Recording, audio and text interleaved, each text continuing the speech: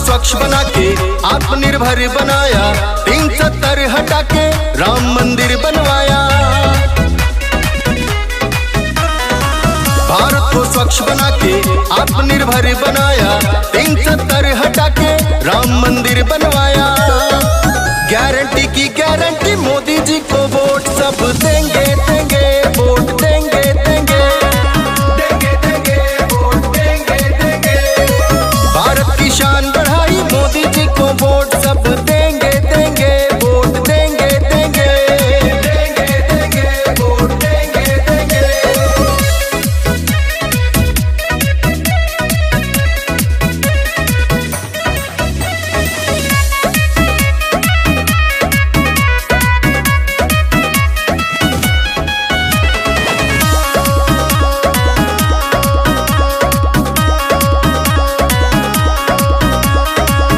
PM की हर योजना का गरीब लाभ पा रहा है, जनधन के खाते में सबके सीधे पैसा जा रहा है।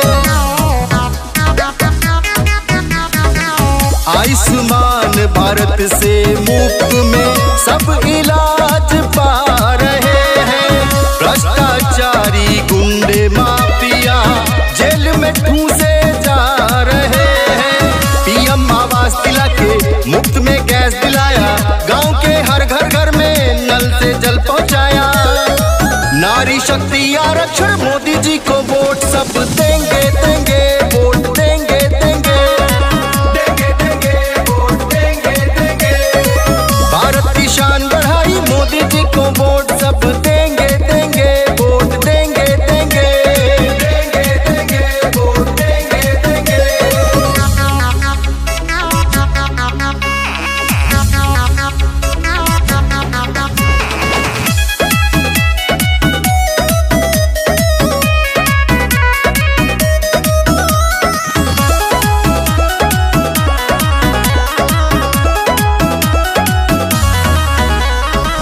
विश्व गुरु विकसित भारत का लक्ष्य नमो ने ठाना है।